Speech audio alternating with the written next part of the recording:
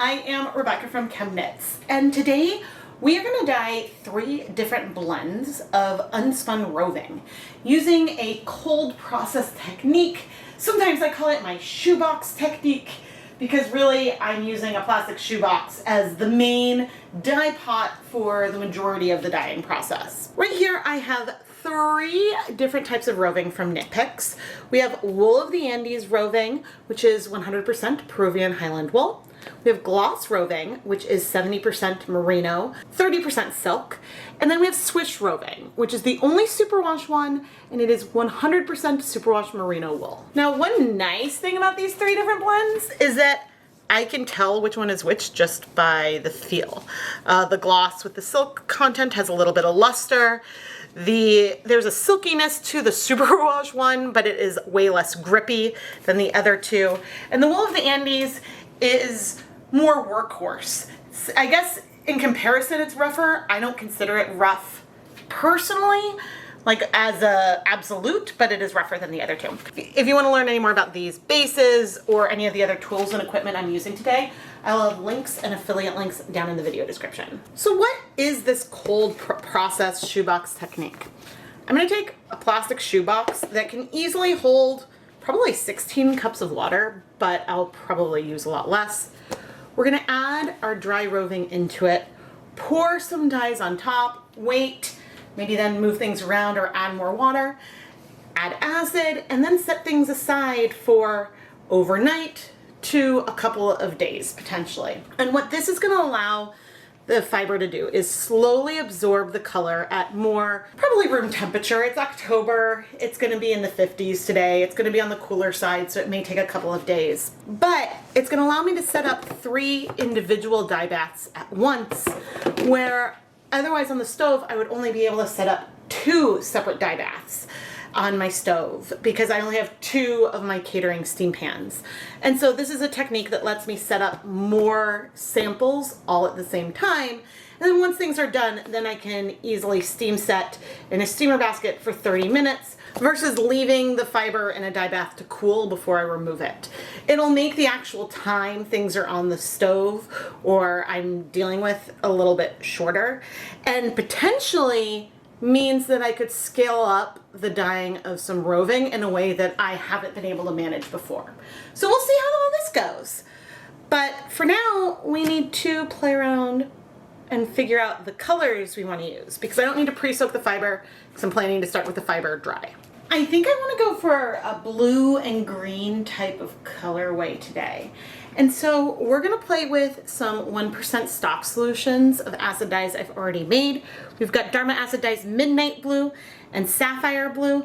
This one tends to have some particles in it that sometimes need more heat to dissolve. So we could end up with some speckles, hopefully no bleeding. And then I have some Chartreuse green from Jacquard, which is a bit bluer than Dharma Radioactive.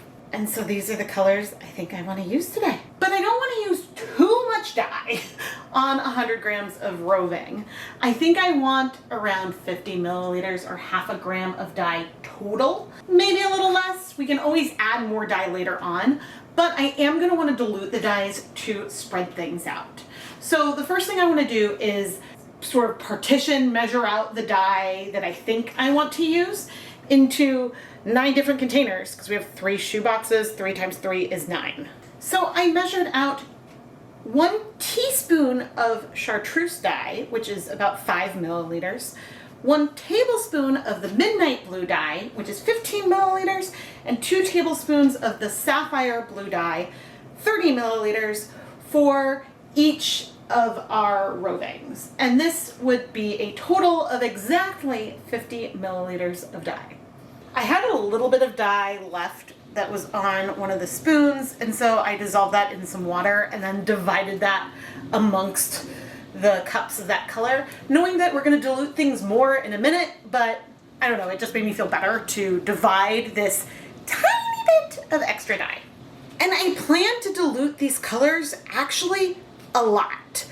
But let me set these aside and so we can bring over our shoe boxes and start getting the roving ready to go. We have our 3 shoe boxes here. So let's go ahead and put our fiber in. And I'm going to be putting it in a really kind of simple way. Just sort of like that. And I'm going to untie it.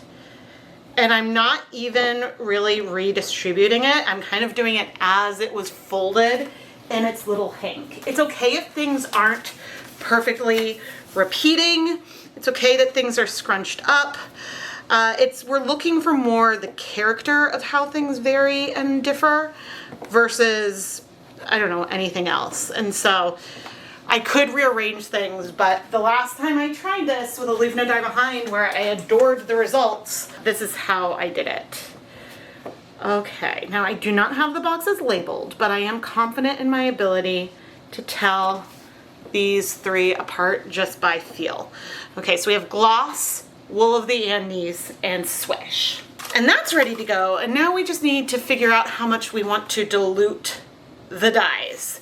And I think we're gonna start with the Chartreuse because that's gonna have the least amount of liquid, comparatively. I really hope I don't regret the fact that things are dry. But if I were to just pour the 5 milliliters of Chartreuse directly onto here, it would like just sort of maybe sink into one spot. And so since I want to spread it a little more, I am going to dilute it in approximately 250 milliliters, which is approximately 1 cup. I think if you're in the UK, 1 cup is exactly 250 milliliters, but with the US imperial system, it's not quite that much. Okay, so I have 250 milliliters of our Chartreuse dye, and I am going to very slowly pour it down the middle. And you'll see that with our Wool of the Andes, it's pretty much running off of it. And in fact, it's run off of it and down onto the very bottom. So not as I expected. You know, sometimes you try things and you know exactly how it's gonna work. Sometimes you try things and it doesn't work the way you expected, and so then you pivot. But we're gonna keep going because I didn't pre-soak the fiber, but I think my lesson 1 for Rebecca is to pre-soak Wool of the Andes. Okay, let's do our Swish because this is the one I dyed dry the other day. And so now actually a lot of this is going on to the bottom as well, but mostly on that one side. Whereas here it's just like on the bottom everywhere. I'm tempted to press things down, but let's go ahead and do our third one first. Since the last time I did this, it was with a Leave No Dye Behind, I didn't really pay attention to how things moved. So we could just end up blending everything completely. Yeah, with the gloss, it's just going straight through. Well, I think we learned something today. I should pre-soak things first. Oh my gosh. I mean, the results I got for not pre-soaking was really, really cool last time. And I know these colors are gonna blend together in a really cool way. So I think that we should carry on and I should avoid pressing, but that's gonna take some willpower. Oh my goodness. Okay, well, the plan for the next color for our Midnight, which may be our most pigmented color, even if it's not the one that I measured the most of, I want to dilute this into 500 milliliters because I want a larger volume of water to have in the end. And now my plan, let's start with the Wool of the Andes, was to pour it mostly on this one side. But again, our fiber is floating. But this could give us something cool. We could have cool breaking, but it's just all below everything. That's just where we are. It is what it is. Oh dear, this is when sometimes even while I'm filming, I start thinking, okay, I could name this video why did I dye this fiber dry? Okay, we're going on to the gloss. Again, I'm attempting to distribute it, but it's just not that absorbent. It is what it is. And now I want to sing that song. And our midnight. Yeah, see, this time it's sinking in a little bit more than the other colors. But, I mean, superwash things are more absorbent. So you know what? Even if this is weird, we're learning something. Oh gosh, I need to get more water before we do our last color. Okay, before we do our sapphire blue, I am noticing something really weird. The color here feels more blue and it feels more purple over there. I think maybe it's just because of how it's sunk in, but it's the exact same dye, right? Ooh, okay, over here, which I don't think I can show you, maybe I'll try to take a picture of my phone, I'm seeing some really cool breaking. And I think not touching things is a really good plan. I'm seeing this on the Swish only.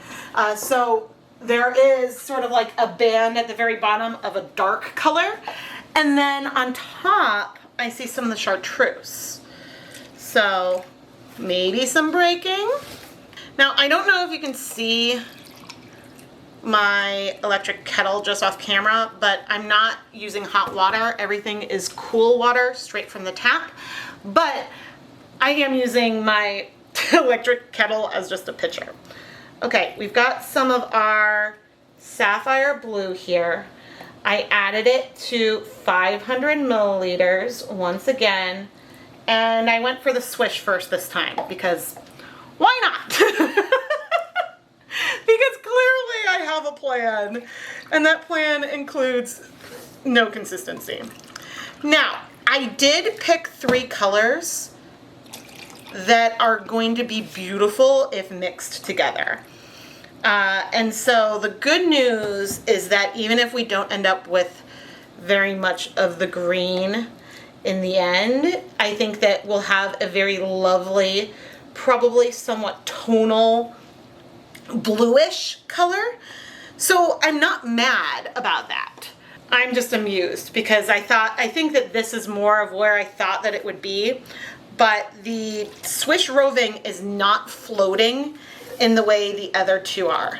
I would say most of our dye is beneath the fiber in these 2 containers, and the fiber is actually really sitting into the Dyebath a little bit more over there.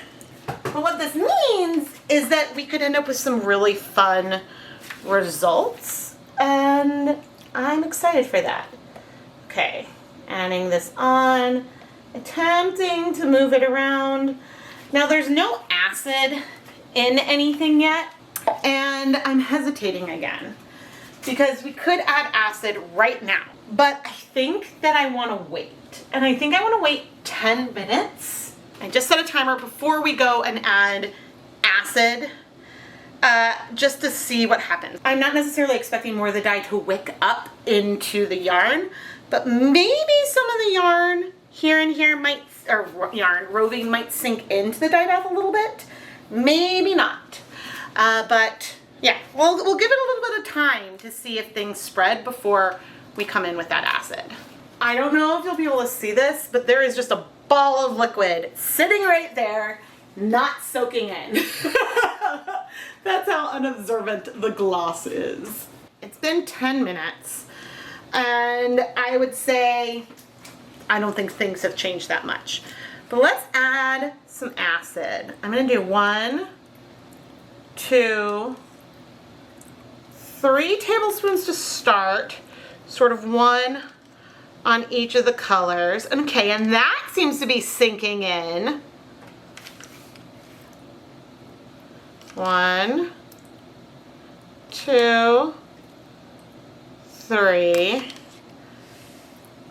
And then I'm gonna do a 4th tablespoon, a little bit all over, which is a really fair amount of acid for the amount of liquid that's in here right now. Do I want to add more liquid before I press things down? Or press things down and then add more liquid? Let's add more liquid. And as we add more liquid, I want to remind you to subscribe and turn on notifications so you never miss a new video. I'm adding 500 milliliters of liquid on sort of all over. And subscribing means that you can get notified, or at least it'll show up on your For You, it's not a For You page, on your dashboard or homepage when you log into YouTube. But I like to film things that I know work, and I also like to film myself trying things for the very first time on camera, which means that you get to see my successes and when things work out as I expect, and my, well, I wouldn't call this a failure. We're still gonna have pretty fiber, but my more oops moments when I do things and then they end up being not the way I expected. And so then you get to join in on all of that fun. Okay. Okay, let's start pressing these in because we need to. Otherwise, it just might take forever. I mean, this color is beautiful. It's just way more blended than what I was originally going for. Oh, funny, because I was like, oh, I don't know if we'll pick up and move things or what, but this blue is stunning. And there may be some white patches in here, and there's going to be areas with more dye and less dye. So it's still really pretty. And I think I probably will at some point add more acid, not more acid, maybe more acid, but more water. But I'm going to try to submerge things and then let things sit. So the wool of the Andes, which is now a blue mass, soaked in pretty easily once I applied pressure. The gloss, not so much.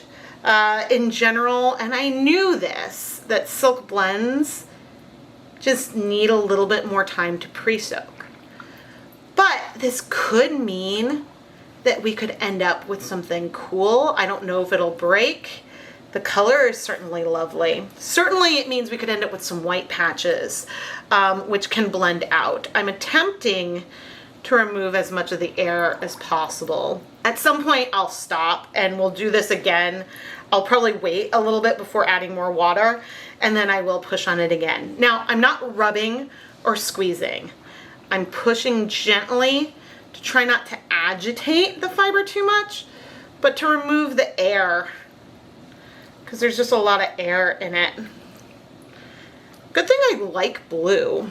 Now, I'm pushing things down all over, moving it around. And one other point I want to make is that we use the exact same amount of dye here, here, and there.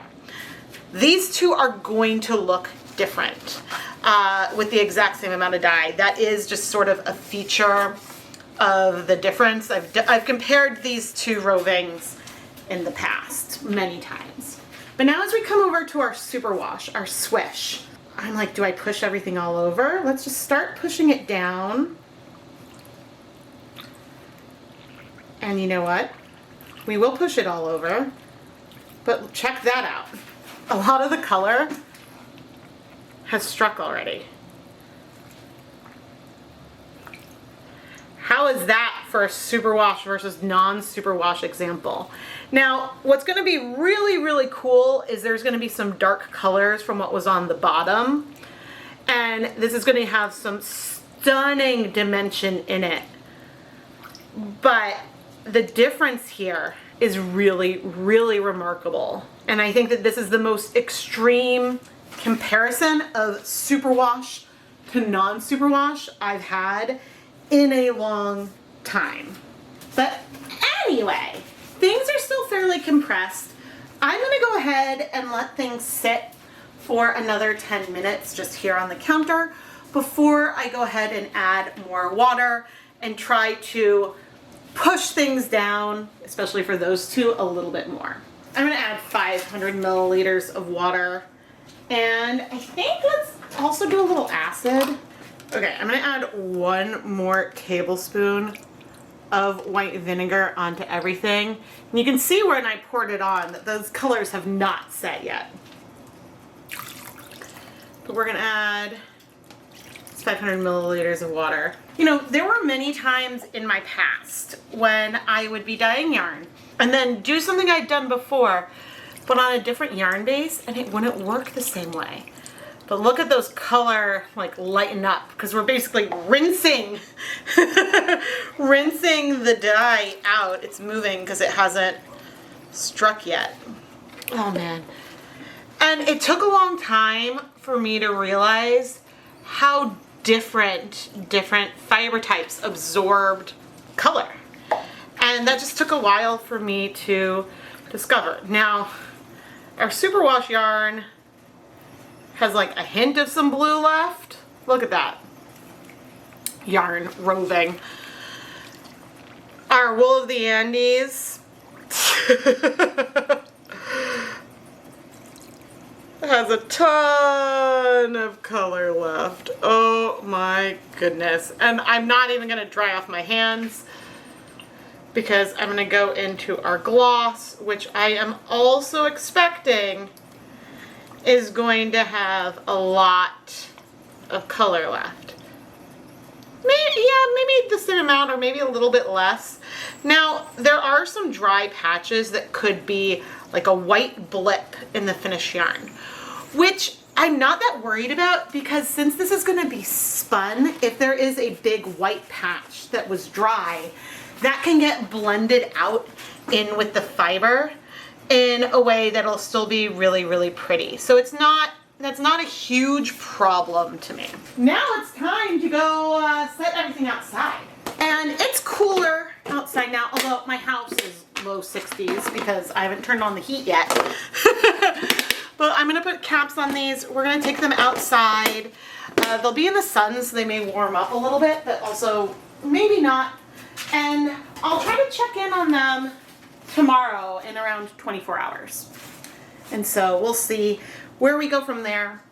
It's about 11 a.m. on Wednesday, if that helps. It's been about 24 hours, and please excuse my shadow and the construction. Okay, who are you? You're clear. I can't tell which one that is right now. I need to see the comparison. Okay, I think this might be our silk, and this might be the wool of the Andes, but I can't tell you for sure. I'll be able to tell when they're dry. No, actually, I think this is our silk. So we still have some color, a lot of color in here, and the yarn is very cold. It got down nearly to freezing last night, and we know, ooh, we did have some powders. We know our superwash yarn, our superwash fiber is clear. But I think this is the silk. I will absolutely be able to tell when things are dry which one is which. It's just right now, while wet, it's a little trickier. But it makes sense that this would be the wool of the Andes. I'm gonna let things stay out all day. It's gonna get warm and the sun is coming onto this, so it should warm things up. But you know what we can do? We can add a splash of some white vinegar, because that is not gonna hurt anything, and in fact could help. So we'll check in another time. It's Sunday morning and things aren't that cold because today it's gonna be 70 degrees. It's gonna be a really, really nice day. But the good thing to show you before we go heat set, oh, there's actually is some warmth in here. The water is clear on our silk. Water is now clear on the wool of the Andes as well. And, well, on our Swish, it is clear. But that one we were at least expecting. But now, I'm gonna start with our non-superwash fiber. Carefully pick it up. We don't need to squeeze that much of the water out, but I'm gonna pop it into a steamer basket. In theory, I could fit 300 grams of fiber in the steamer basket, but I don't really want these to touch that one. I don't want like the fiber to mix because one of them is not as grippy. But inside the steamer basket, you can see I can easily fit 200 grams. And I'm now gonna go steam set this for 30 minutes on the stovetop so we can finish setting the color. And once that's done, I'll steam set the last one. But one last thing to point out is that the color from the silk, this water is very, very clear. We have a hint of some blue here with the wool of the Andes. And so again, this is 70%. This one was 70% merino wool, 30% silk. This is 100% Peruvian Highland wool. And this is the one we did have to add more acid to because there was still color in there longer than the other ones. And so that just surprised me. But anyway, I will show you when we're done steam setting the first batch. It has been 30 minutes and I'm gonna very carefully remove the fiber. We're dripping a little bit, but we wanna let it cool completely, get completely to room temperature before we wash it because we do not want to felt anything. And now I'm gonna bring over that Superwash Swish fiber. Look at those greens, they're so pretty. And we'll steam set this for 30 minutes. When the 30 minutes are done, I'm gonna remove that fiber off camera and set it aside to cool. But what I wanted to show here is that this is where the Swish roving came from. And I wanna compare it to just kind of feel, yeah, this Dyebath is also completely clear, just like our silk blend. So I figured it was worth showing that. But anyway, I guess next up is for me to wash our cooled off fiber, which it's gonna take a couple hours for it to cool completely. So I have to be patient, but you don't have to be that patient because we're gonna go to the sink now. Let's start with our Superwash roving, but oh my gosh, fall in Massachusetts. It's gonna be, I just added a little bit of dish soap to cool water. It's gonna be almost 80 later today, but it's in the 40s right now. And so I'm cold because I turned off the heat in my house because I don't want to put on the AC later. So that means washing all this in cold tap water is quite cold. Now, even though I don't expect any bleeding, I always rinse off these aluminum pans I use to hold hot yarn after I go to wash things because acid can sort of eat through the aluminum and cause them to break down faster. So always just give it a good rinse if you had something that had acid on there. Oh man. So the Swish roving feels almost like slippery, like fish when wet. And I'm hoping I don't pull the fiber apart accidentally because since I don't know if the Superwash Chartreuse removes scales or what, but it's not going to grip to itself, which is good because you don't want it to felt, but it means that I could easily like pull it apart or it could snag on my hands really easily. Now, I didn't know if we had color, but the nice thing with washing so much roving today is that we'll have a good counterbalance. All right, we're good. I'm not seeing bleeding. Not that I would necessarily expect it with this particular roving, but you never know. I'm filling up the basin one last time, but it is hard to describe that wet feeling because when you pick it up, it feels like, it almost reminds me of like a non-Newtonian solid, you know, how it'll flow, but then when you put pressure on it, it's solid. It behaves in a way that isn't quite the way that I would expect. And we have that little bit that came off. Can I get you to stay on? Maybe. But woohoo! This guy is ready for the spin dryer. And since I'm gonna be drying multiple fiber, I can have it like, they can counterbalance each other, so we won't get any weird pulling or separation from the spin dryer that we've seen some other times with this roving. Let's wash the wool of the Andes next. And I put soap in the water first, so that way I can sort of just distribute it a little bit versus, because otherwise if I have yarn in and I add the soap, then I'll like lift and lower. But I don't want to do a lot of agitation and lifting and lowering of this fiber. So that's why we do things this way. Maybe there's the tiniest hint of something, but really it's looking super, super good, which makes me happy. So I kept washing the Wool of the Andes roving just to remove that last little bit of soap, and then brought it over to the spin dryer to bring over our gloss roving. There was no bleeding washing the gloss yarn, and I didn't expect any there because that absorbed the color pretty quickly. We do see at least one white spot from some area that probably stayed dry a little bit longer. I should pre-soak things a little better next time. But I was very happy that we had no bleeding with the washing. Now, gloss is a little bit slipperier, but not quite as slippery as the Swish or any superwash roving, so I wasn't that worried about it coming apart. I find that silk blends actually stay together really well and are super easy to spin for a more novice spinner. But anyway, once I removed that, I put everything in my spin dryer and then hung it up to dry so we can come back for some conclusions. Here is all of our finished roving. We have our Swish, our Wool of the Andes, and our gloss. Now, immediately you can see a difference between the three. Our Superwash Merino has variation of color.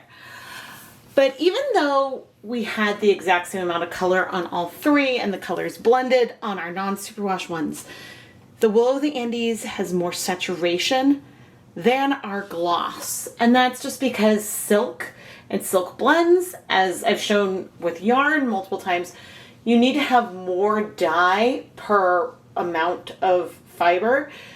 You need a higher ratio of dye to fiber to get the same intensity of color. So even though these are the exact same depth of shade, we have a very visual color difference here because it's a different blend of fiber. One other quick thing I'd like to point out as I am rearranging the fiber. Sometimes I talk about needing to fluff up the fiber. The Swish is already really fluffy.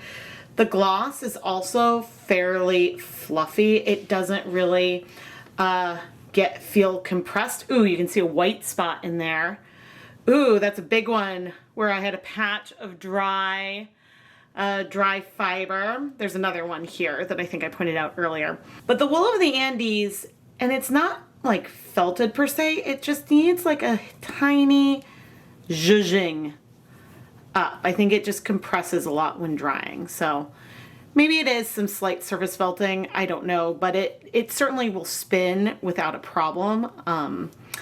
I've spun this fiber a number of times, so that's all I'm gonna do to fluff it up. Wait a minute, I'm going through the gloss. Okay, but we're seeing more white patches than I anticipated. And this is really just, and that's one of the ones we saw before. Okay, maybe it's not like absurdly more. I'm only fluffing because, yep, sometimes we see a hidden surprise white patch. Now, this is kind of fun because this means that we actually got some really fun, there's more variation in there. And this can blend out in a really fun way when you spin with it. We were overexposed, but it's more than just one little white patch. Similar to how our Swish DK over there has a bunch of white patches too. I'll braid everything up in a moment, but maybe there were a couple lighter patches, like maybe one right here on the Wool of the Andes, but overall it soaked up water a lot faster. Whereas our silk blend had a ton of white patches, so it held on to that dryness. It was harder for the liquid to move into the yarn, move into the fiber. Now, if I had pre-soaked this fiber and then added dye, it would be a little bit easier to work the dye all the way through if that was the effect that I wanted. And so I'm happy to say that I already have these 3 roving bases pre-soaking, so we can try to do this again and hopefully end up with still fun, but maybe less semi-solid versions of these colors. Well, and here we have it, our 3 rovings that we dyed the same way, the same amount of dye. It's just the Swish is the most absorbent, the Wool of the Andes is then fairly absorbent, and our gloss is not very absorbent because silk needs more time to pre-soak. And so yeah, we ended up accidentally confirming some things I should have known. And this is why sometimes it's worth putting a little thought into your dyeing projects before you start. Sometimes I really like to fly by the seat of my pants and I have an idea that seems great and then I forget something that I knew, such as what bases I can start dyeing dry and which ones I can't. And some of this comes from experience, but I'm really glad that I filmed this because now I can share this with all of you and we can all laugh together. Please subscribe and turn on notifications so you never miss a new video. I am Rebecca from ChemKnits, and thank you so much for watching.